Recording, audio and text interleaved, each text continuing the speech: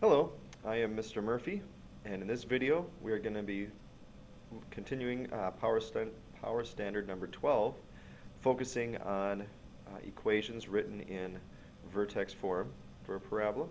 And in this particular video we're going to focus on how to find the y-intercept for a parabola.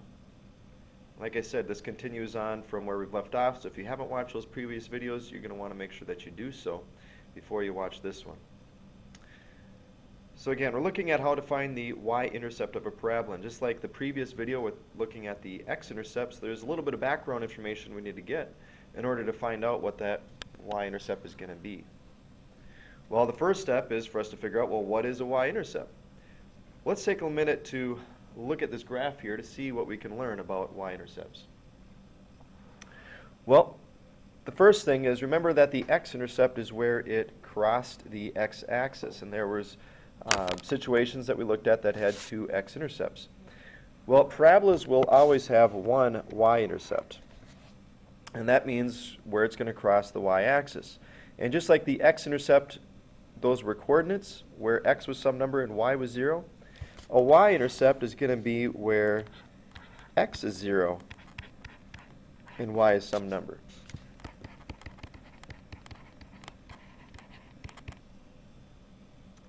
So in other words, in order for us to be able to find the y-intercept, what we're going to need to do is we're going to need to replace the x value with 0 and then solve the equation to figure out what that y-intercept would be. So now let's take a minute to look at this particular example and see if we can figure out what that y-intercept would be for this particular parabola. Well, like we just said, in order to do that, we're going to replace the x value with 0. If I replace the x value with 0, in parentheses, I'm going to have 0 minus 5, or negative 5. So essentially, I'm going to have this equation to solve. Now, please remember, when you square a negative number, your answer is always going to end up being positive. And also make sure that you're following the order of operations. You do not want to take and multiply the 2 times a negative 5 first before we square it. Order of operations tells us that we simplify inside of the parentheses first, which is what we did. 0 minus 5 is negative 5, followed by taking care of the exponents, which is what we just did. So negative 5, when we square it, becomes a positive 25. Now we can multiply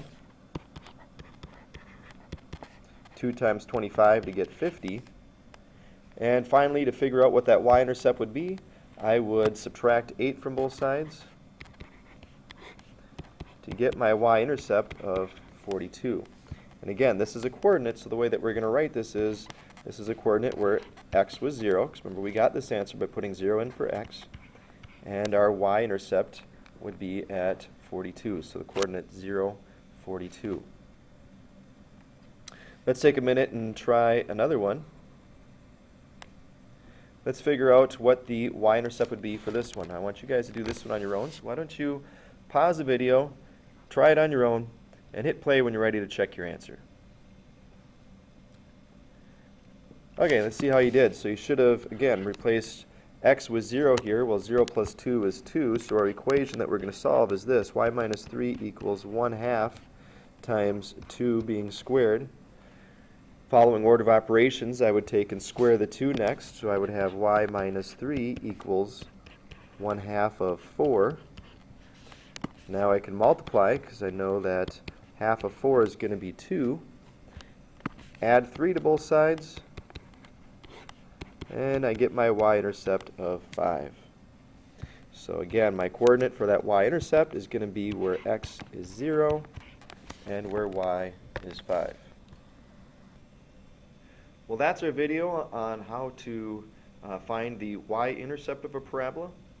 And we're going to conclude this with one last video that you're going to want to watch of how to put all this together to be able to graph a parabola by using the vertex, the axis of symmetry, the x-intercepts, and possibly even the y-intercepts. So why don't you watch that last video so you can see how to graph a parabola using these different pieces. And with that, good luck.